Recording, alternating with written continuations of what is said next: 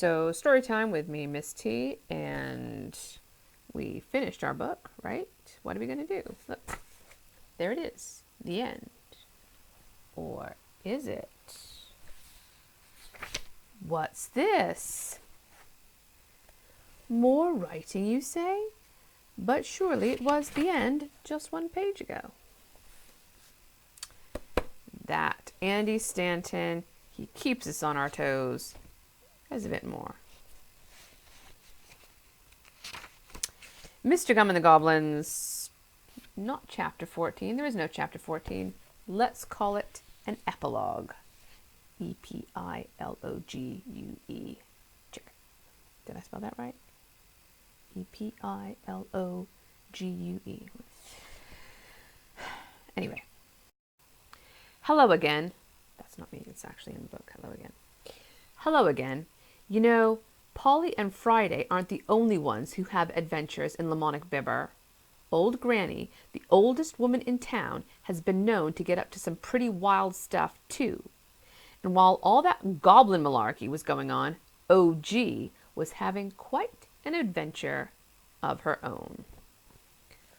Old Granny's cardigan adventure. I think I'm going to have to put specs on for this.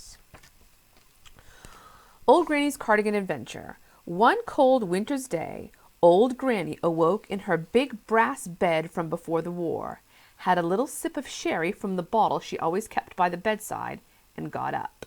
She brushed her false teeth with her false toothbrush, and had a little sip of sherry from the bottle she kept in her bathroom cabinet from before the war. Then she went downstairs, had some cornflakes, and turned on her old TV from before the war. Actually, a lot of things in Old Granny's house were from before the war. Now that I said that, I think I'll stop mentioning it now. Then Old Granny had a sip of sherry from the bottle she always kept down the back of her armchair. Then she had a sip of sherry from a little bottle she always kept hidden in her first bottle. Then she phoned her brother, Old Danny, on her huge old-fashioned black telephone. "Hello, Old Danny," said Old Granny. "How are you?" "Old," said Old Danny. "Me too," said Old Granny. "Great, isn't it?" "Yes, and I'm always having adventures," replied Old Danny. "For instance, this morning I found a penny on the kitchen floor, and last week I found a penny on the kitchen floor." "Perhaps it was the same penny," said Old Granny. "Perhaps," laughed Old Danny. "What an exciting mystery it all is." "I haven't had an adventure for ages," said Old Granny wistfully. "The last proper adventure I had was in 1978 when I joined that punk rock band. Do you remember that?" "Oh, yes," said Old Danny. "Rancid Vomit. What a great band that was. I've got all your records, especially since I'm your brother." "Yes," sighed Old Granny. "Well, I'd better go now, Old Danny, because you live in Australia, don't you? And you're asleep in bed." "That's right," said Old Danny. "Call me if you have any adventures. Bye." Well, Old Granny sat there for some time, having a bit of a daydream. After a while, she decided to go out and buy some milk, a bag of those special horrible sweets that only old people are allowed to buy, and some more sherry. And that's when the adventure began.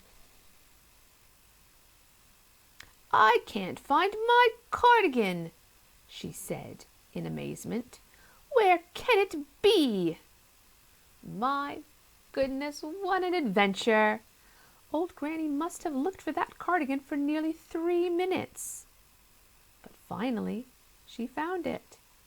It was lying on the kitchen floor. "Just wait till Old Danny hears about this," chuckled Old Granny, picking up the phone once more. "He'll have to call me Old Cardigranny." And he did. That really is the end.